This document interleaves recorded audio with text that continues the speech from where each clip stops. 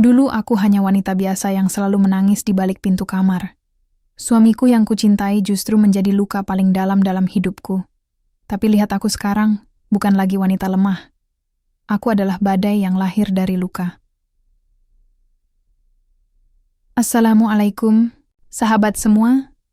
Selamat datang di channel ini, tempat di mana kisah hidup jadi pelajaran, air mata jadi kekuatan, dan luka menjadi cahaya. Sebelum kita mulai, jangan lupa klik like, subscribe, dan aktifkan loncengnya agar kamu nggak ketinggalan cerita inspiratif lainnya. Tulis juga di komentar ya, dari kota mana kamu menonton. Aku tunggu absennya. Semoga yang menonton video ini diberi rejeki yang halal, berkah, dan tak disangka-sangka oleh Allah. Amin. Namaku Anjani. Saat aku menikah di usia 22 tahun, aku kira aku sedang memulai babak terindah dalam hidupku. Aku jatuh cinta pada seorang pria bernama Reza. Pria yang tampaknya baik, penuh perhatian, dan punya senyum yang membuatku merasa aman. Di mata keluarga dan teman-temanku, aku perempuan beruntung yang mendapatkan suami mapan dan bertanggung jawab. Tapi ternyata, keberuntungan itu hanya ilusi yang diselimuti kerudung tipis. Pernikahan kami di awal sungguh indah. Reza memperlakukanku seperti putri. Ia suka mengecup keningku saat aku sedang sibuk memasak, sering mengajak jalan-jalan dadakan hanya karena rindu, dan rajin menanyakan kabarku saat ia bekerja. Aku percaya cinta kami akan tumbuh lebih kuat dari hari ke hari. Tapi nyatanya, yang tumbuh bukanlah cinta, melainkan luka. Luka yang tak terlihat, tapi menggerogoti jiwaku dari dalam. Perlahan, Reza berubah. Perubahan itu tak datang seperti badai yang menghantam tiba-tiba. Ia datang seperti embun dingin, pelan tapi pasti. Ia mulai jarang pulang. Jika pulang, ia mudah marah, hanya karena hal sepele. Suatu malam, aku lupa menaruh saus sambal di meja, makan. Ia melempar piring ke lantai, dan serpihan kaca menyebar di bawah kakiku yang gemetar. "Dasar perempuan gak becus," katanya. Suaranya menggema lebih tajam dari pecahan piring di ubin rumah. Kupikir itu hanya emosi sesaat. Aku mencoba sabar. Mungkin Reza sedang lelah. Mungkin pekerjaannya berat. Aku mencoba memahami dia. Bahkan saat aku sendiri tak mengerti kenapa aku harus dimengerti. Tapi malam demi malam, teriakan dan diamnya berubah jadi senjata yang mematikan. Ia mulai membatasi hidupku. Aku tak boleh kerja. Tak boleh bertemu teman, tak boleh pulang ke rumah orang tuaku. Aku dikurung dalam rumah yang tak lagi terasa seperti rumah. Dinding-dindingnya dingin, meski cuaca panas menyengat. Ketika aku hamil, anak pertama aku berharap kehadiran bayi akan meluluhkan hatinya, tapi justru sebaliknya. Reza semakin menjauh. Bahkan saat aku muntah-muntah di tengah malam, ia memilih tidur tanpa menoleh sedikit pun. Air mataku bercampur keringat di bantal yang mulai lepek karena terlalu sering jadi tempat berlabuh luka. Aku belajar menahan tangis dalam diam.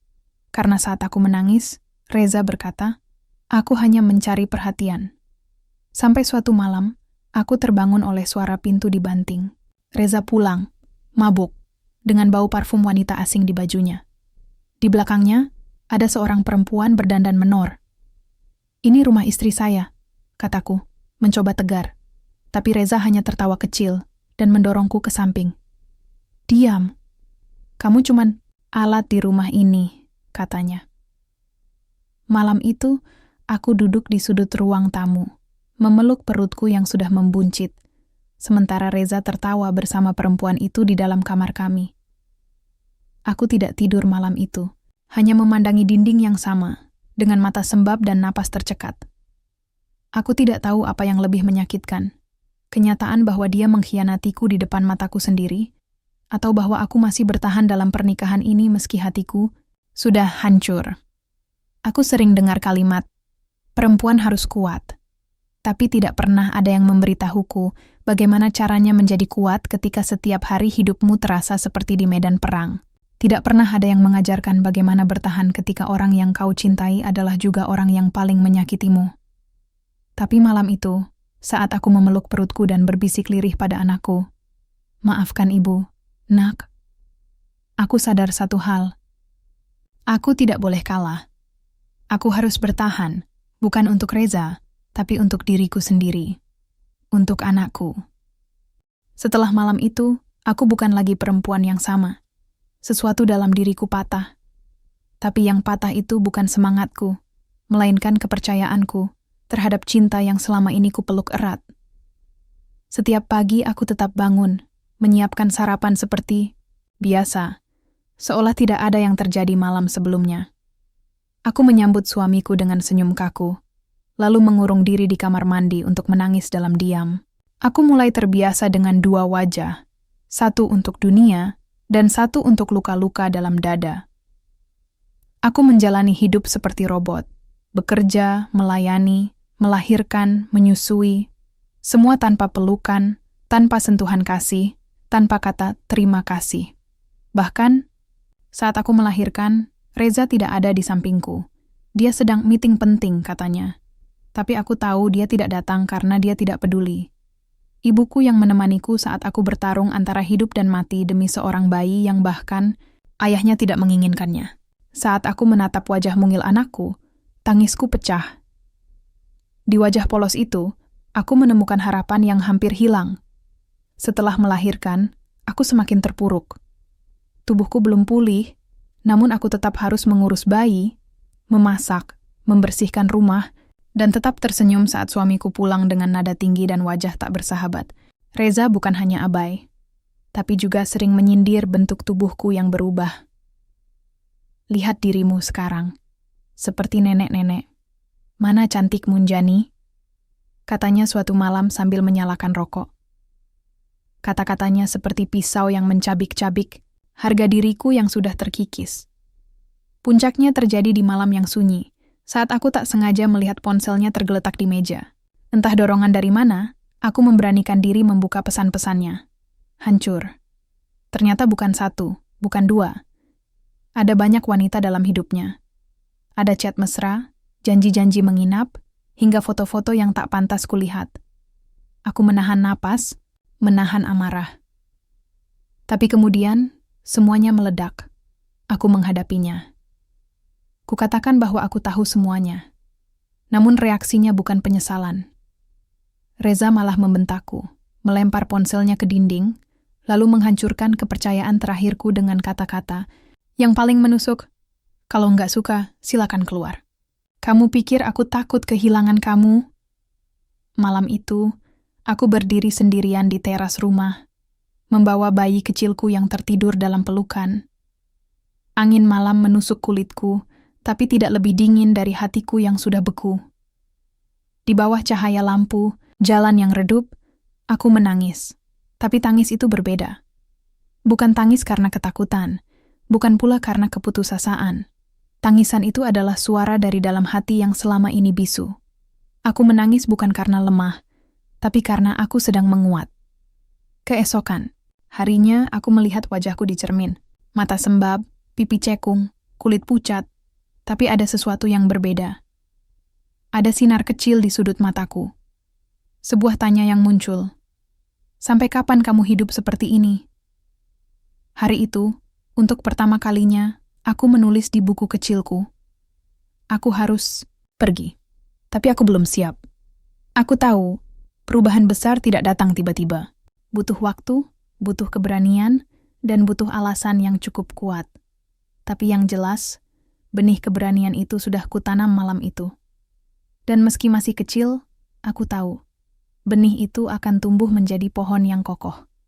Aku hanya harus menyiramnya dengan doa, dengan air mata, dan dengan keyakinan bahwa aku pantas bahagia.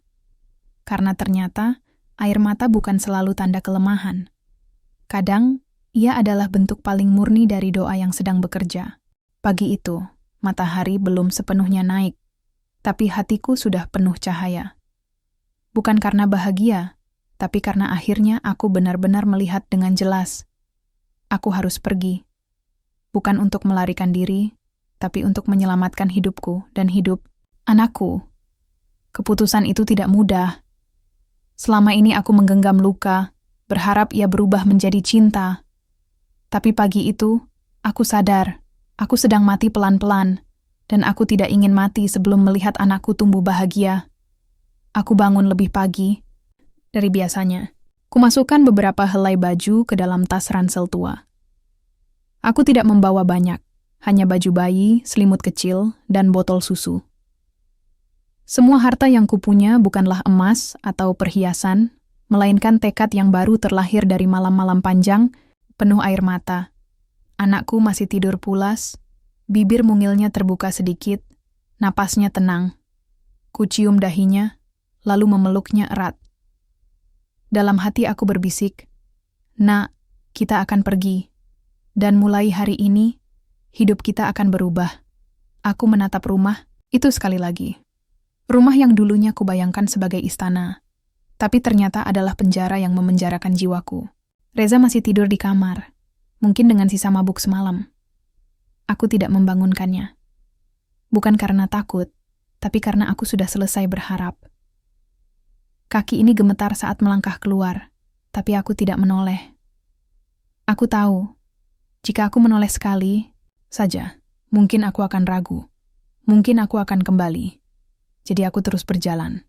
Menembus pagi, menembus rasa takut, menembus kenangan yang ingin menarikku kembali ke luka. Aku pergi ke rumah ibuku. Rumah tua yang hangat, tempat di mana pelukan tak pernah berubah jadi tamparan. Ibuku menangis saat membukakan pintu. Tanpa banyak tanya, ia langsung memelukku dan cucunya. Tangis kami bertaut dalam satu pelukan. Dalam dekapan itu, semua ketakutan yang kupendam selama ini akhirnya menemukan tempat untuk dilepaskan. "Ibu, minta maaf. Ibu seharusnya dari dulu sadar kamu nggak bahagia," kata ibuku sambil mengelus rambutku. "Bukan salah ibu.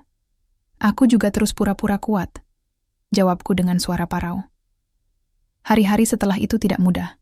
Aku harus memulai semuanya dari nol. Tidak ada pekerjaan, tidak ada uang, dan aku membawa seorang bayi. Tapi entah kenapa, aku justru merasa lebih hidup dari sebelumnya. Aku lebih tenang. Tidak ada teriakan, tidak ada ancaman. Hanya suara tangis, bayi dan gemericik air dari dapur rumah ibu yang membuatku merasa aman.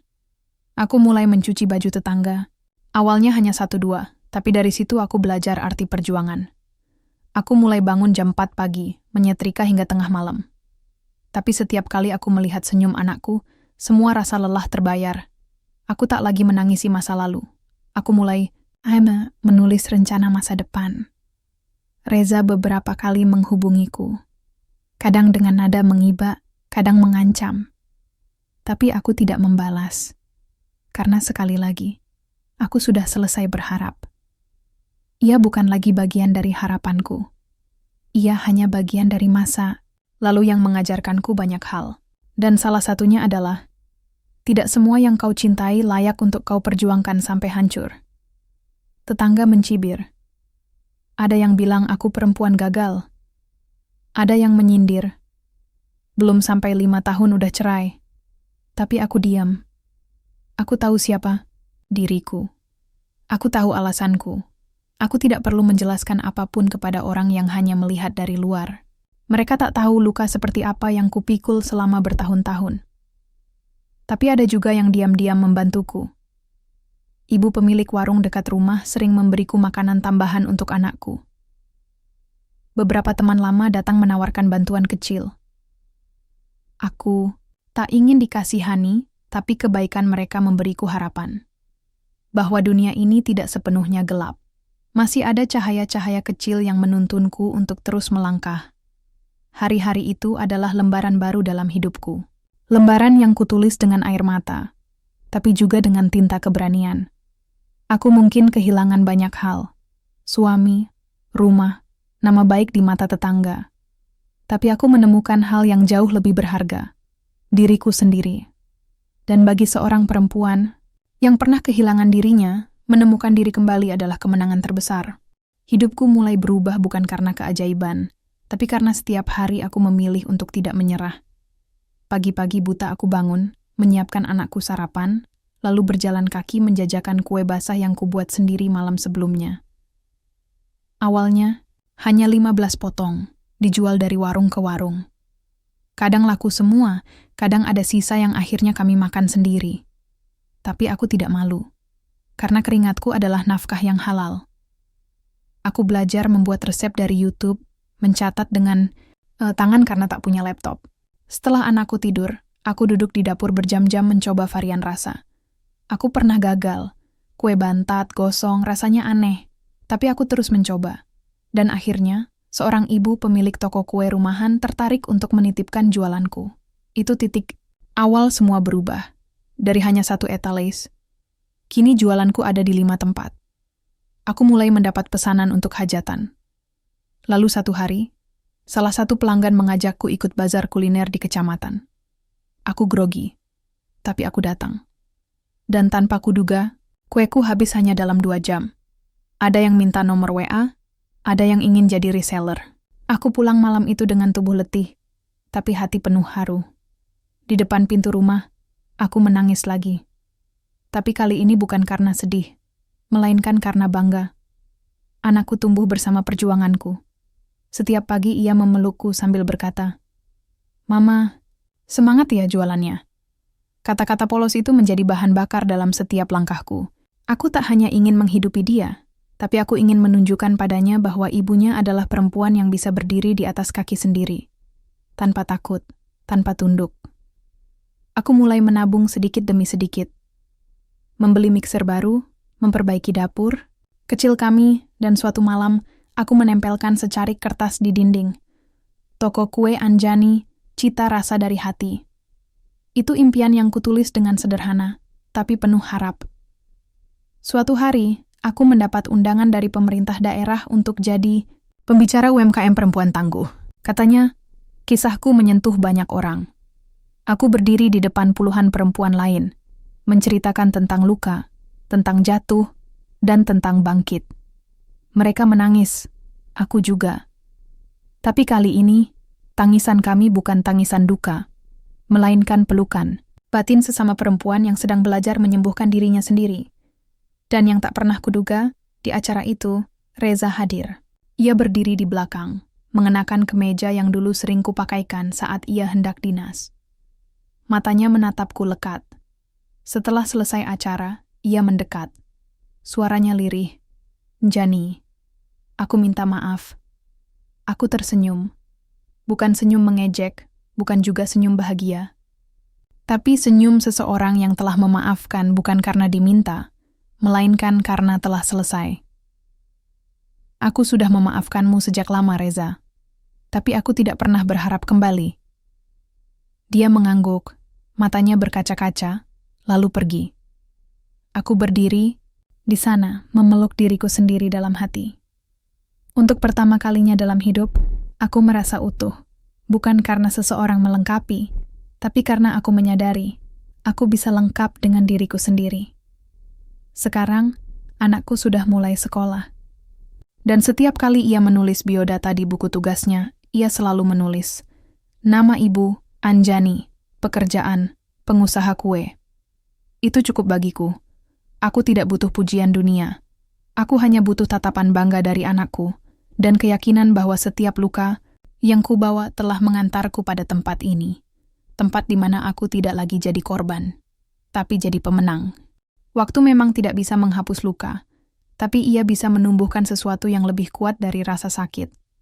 Kebijaksanaan. 3 tahun sudah berlalu sejak aku meninggalkan rumah yang dulu kusebut surga, tapi nyatanya penjara. Kini, aku bukan lagi Anjani yang menangis di balik pintu kamar. Aku bukan lagi perempuan yang takut melihat bayang-bayang masa lalu. Aku adalah seorang ibu, seorang pengusaha kecil, dan seorang perempuan yang berdiri di atas puing-puing yang dulu hampir menghancurkannya. Toko kue Anjani kini sudah punya tempat sendiri. Sebuah ruko kecil di pinggir jalan utama.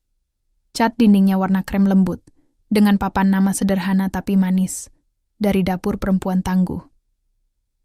Aku sengaja menuliskan itu bukan untuk membanggakan diri, tapi untuk mengingatkan setiap perempuan yang mampir bahwa kekuatan bisa datang dari tempat paling gelap. Bahwa setiap air mata punya harga, dan setiap luka bisa jadi lilin penerang bagi sesama. Setiap pagi aku membuka toko sendiri, menata rak, menyapa pelanggan, dan menyaksikan karyawan-karyawan perempuan muda yang dulu juga mengalami hal yang sama sepertiku, ditinggalkan, disakiti, diremehkan. Tapi kini mereka punya penghasilan, mereka belajar, dan mereka percaya bahwa mereka berharga. Toko ini bukan hanya tempat jualan, tapi tempat kami sembuh bersama. Dan yang membuatku paling bahagia adalah ketika melihat anakku, Aruna, berdiri di balik meja kasir sambil tersenyum bangga. "Mama hebat," katanya suatu kali. Aku tersenyum, mengelus rambutnya dan menjawab, "Karena kamu, Nak." Suatu siang, aku menghadiri reuni kecil SMA. Dulu, aku datang sebagai istri seseorang, diam dan malu-malu. Tapi hari itu, aku datang sebagai diriku sendiri. Banyak yang terkejut. Mereka bilang aku berubah. "Kamu sekarang kelihatan bercahaya, Anjani," kata salah satu teman. Aku tertawa kecil, padahal cahaya itu lahir dari luka yang dulu tak hentiku pendam. Yang lebih mengejutkan, Reza juga datang. Ia terlihat lebih tua dari usianya. Matanya sayu, tubuhnya agak kurus. Dia menyapaku dengan sopan. "Kamu luar biasa sekarang, Jani." Aku membalas, "Kamu juga. Semoga sehat." Tak ada dendam, tak ada kemarahan. Hanya dua orang yang pernah saling menyakiti, kini berdiri dalam damai. Aku bersyukur bisa berdamai, bukan untuk dia, tapi untukku sendiri. Di kampung, orang-orang yang dulu mencibir kini mulai berubah. Mereka melihat hasilnya. Mereka datang ke toko, membeli kue, bahkan minta tips usaha. Beberapa ibu-ibu muda sering mengajakku bicara diam-diam, curhat tentang suami mereka yang kasar, yang suka menyakiti tapi tak bisa ditinggal karena takut. Aku tidak menyuruh mereka cerai. Aku hanya bilang satu hal. Kalau kamu nggak selamat, di rumah itu, kamu harus selamatkan dirimu dulu. Karena kamu berhak hidup. Setiap malam sebelum tidur aku menulis jurnal. Bukan untuk mengeluh, tapi untuk mengingat. Mengingat betapa jauh aku telah melangkah. Dulu, satu-satunya yang kupunya adalah anak kecil dan harapan samar. Sekarang, aku punya bisnis, jaringan pertemanan, pelanggan, bahkan undangan mengisi seminar. Tapi yang paling besar dari semua itu adalah, aku punya diriku sendiri, yang utuh, yang bebas, yang tidak lagi takut. Aku pernah berpikir kebahagiaan hanya bisa datang dari suami yang mencintai, rumah besar, dan kehidupan sempurna.